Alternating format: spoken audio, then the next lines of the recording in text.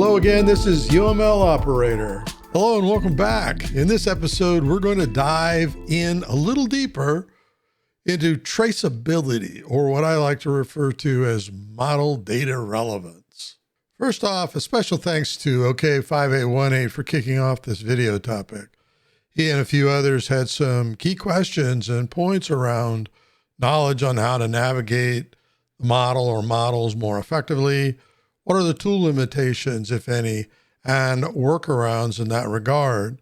Also, is there a key to an adoption of model practices? So we're going to get into that into this video.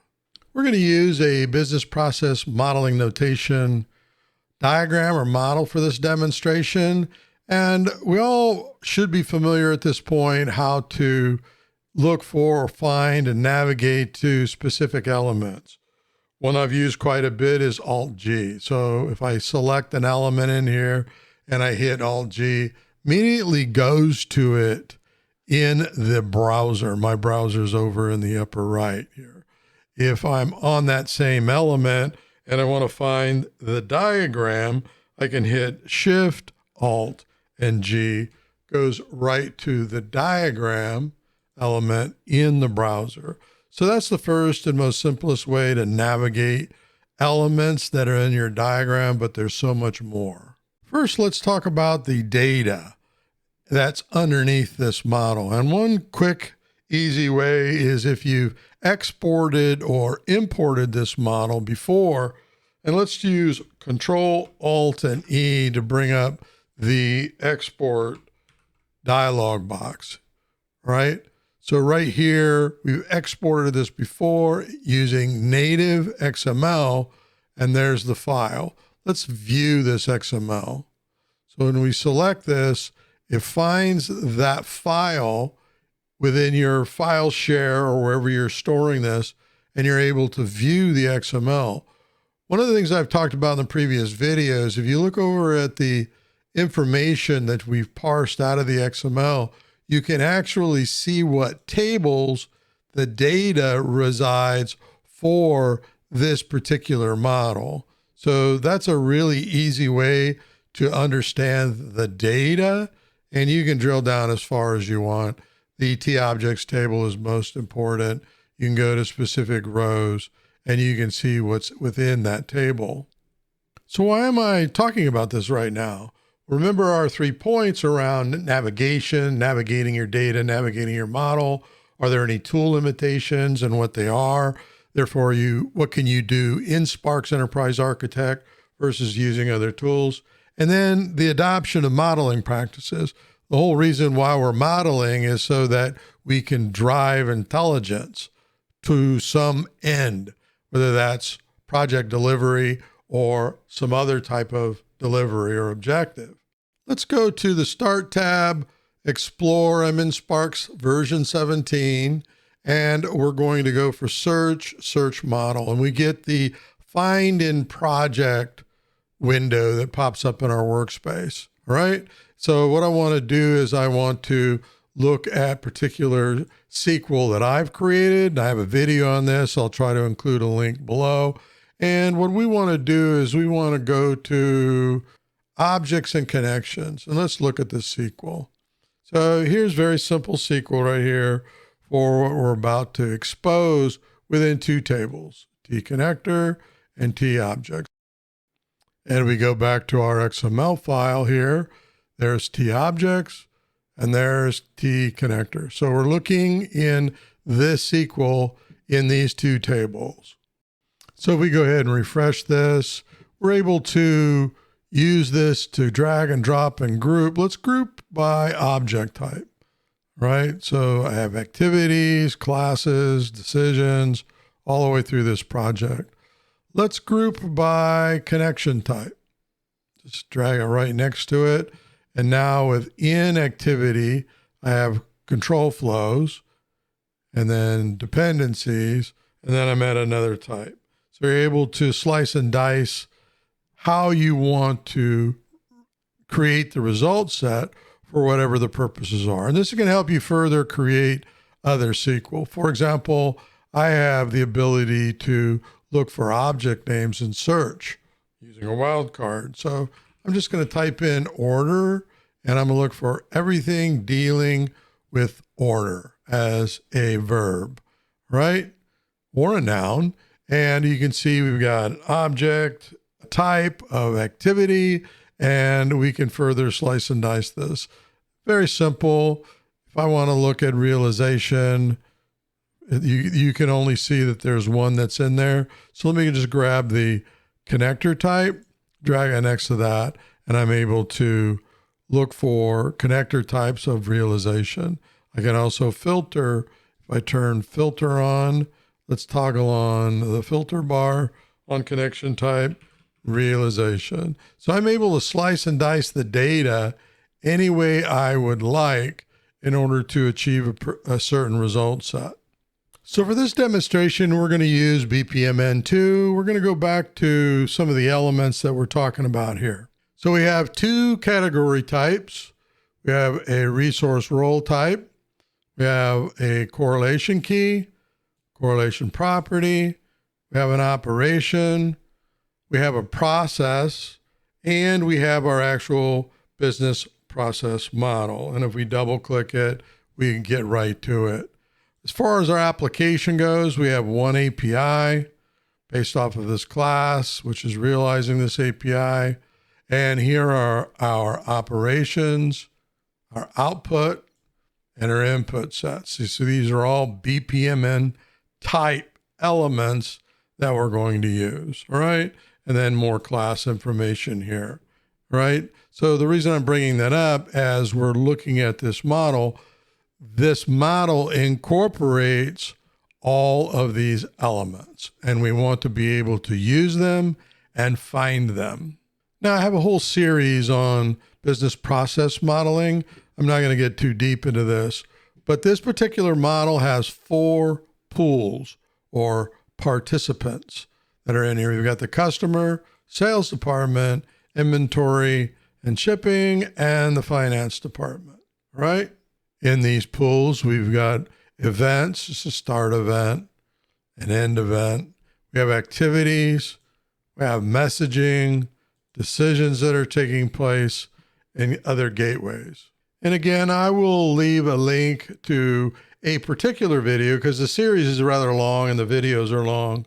I'll leave a link below, but it's BPMN delivery, and it was part 7.1 of that series.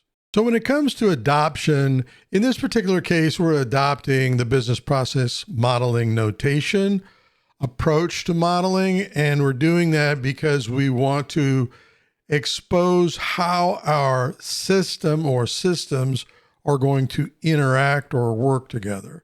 And there are certainly other model approaches for doing this, but in this particular case, we're able to do simulation, just as with state machine diagrams. So let's just right click in here and execute a simulation. I'm just going to do manual simulation, and it's stepping through the activity flows here till it gets to a particular decision gate where a decision needs to be made. And we're just going to go with yes in stock, go to fulfillment, and it will run through that flow to the end unless something else is stopping it. So what does this have to do with relevance and the ability to navigate and find things? Well, simulation, and I have videos on this as well, can really help you drill down into specific areas that you want to trace or dive down deeper in. Now, I just ran that simulation in my common workspace, but there's other tooling that Sparks gives you to help better understand your simulation. So we're going to go to the Simulate tab, and what we're going to do is go to Simulator, and you get the down arrow, make some selections, but I'm just going to open the simulation window, and it actually opened a couple of things, right? But what we're going to do is focus on Simulator, and I'm just going to drag and drop this to the right. These were the results that we just ran.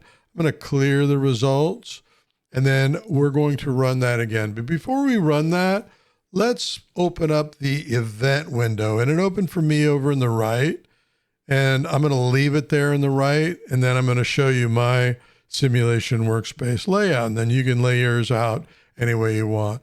Let's go ahead and right click in the diagram white space, and then we're going to execute the simulation again, manual. So it's running through and it's letting you know in the simulator what steps it's going through, and it gets to a decision point. Now, we didn't see any simulation events taking place, so that's kind of key at this moment. What we're going to do is, again, go through the happy path of fulfillment. You can see that when we open up this, you can see that we went down the happy path after the decision to fulfillment, and it completed, all right? Now let's go to my workspace layout for simulations. It's called simulations. And you can see here that I have the search engine that's up here. I'm going to go ahead and close it. This just gave me the ability when I was in my particular searches that we talked about earlier, that I was able to look at particular elements and their connectivity, and then how did that play a role in how the system is operating. Let me go ahead and clear these results again. It will clear for us when we run it. I don't need the search engine up, so I'm going to close it. I'm going to use pan and zoom to make this diagram fit into this space right here. And in this case here, I've got the simulation, which is in the simulate tab, this right here. I have that running here. I have events that are running right here. I have breakpoints, and breakpoints is over in the upper right. Move away from pan and zoom here, and we'll see that in a moment. And then I have local variables right here. This is a pretty simple simulation, so that might not be useful. And then call stack, which is right here, okay? So you can organize your windows any way you want and adopt any practices that you want for simulation. So since this video is about traceability, I'm going to put the traceability window for me over in the lower right. And again, I have videos on that as well. To get, you go to start, go to design, and there's trace. And I just happen to have mine in the lower right. You can put it anywhere you want. So when I'm selecting elements as we're doing simulations, I'm able to see what they're relevant to in the traceability window.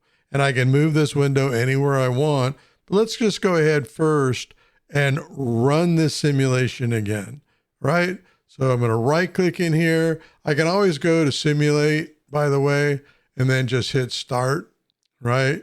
But I'm just used to right clicking, so I have two choices. Interpreted simulation and manual. I normally run just manual, and now it's going through. So you're seeing the call stack as it's moving through it. Not seeing any simulation events popping up over here. Didn't configure that. And then I have local variables. I don't have any, right? So we're going to talk about breakpoints in a moment, and traceability becomes even more important at that point. This particular case, let's go the unhappy path, not in stock, back order, and run that, right? So then it's going to go through and then run through the process. Well, what did it do, right? So here it was decision point. Is it in stock? The answer was no, back order, payment, and so on, right? So the decision in stock, look at traceability, went to back order. Again, in traceability, you can see that back order is owned by the shipping department, this pool that's right here, right? If we were to, and you can zoom in by holding your control and just zoom in this way and then navigate this way, or pan and zoom, navigate this way, right? So you can very quickly move around your models.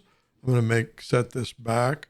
So there we go. And I'm going to select back order again and transition from, well, this decision point, and then transition to, well, this one went right to the customer pool, participant, didn't go to a particular activity. And when you're doing design and analysis, this becomes very relevant information, right? The term relevant, data relevant, whether it's horizontal or vertical across your, whatever your design is. And again, we're using BPMN. There are other modeling approaches this is all applicable to. So you're able to trace and see here how things are moving about at particular points. All right, we're going to end part 1 here. I hope that this content's been useful for you. Is this subject relevant to your work? Do you find any benefit in modeling? Please let us know in comments down below. So this helps us drive and focus on the relevant content to your needs. Leading up to our next session, and it's volunteer on your part, you can practice what we showed today. If you need something to play with, create your own copy of the EA example file, project file that they give you, and from the Getting Starting pages, go to Business Modeling, which is going to take you to this page here. Go to BPMN 2 examples, and then the book lending example. And this will allow you to run simulations and do everything that we talked about today. In part 2 of this advancing topic, we'll pick up where we left off and dive a little deeper into traceability, data relevance, and problem solving. We will demonstrate how we reached a successful conclusion in this particular model. So until that next episode, happy modeling.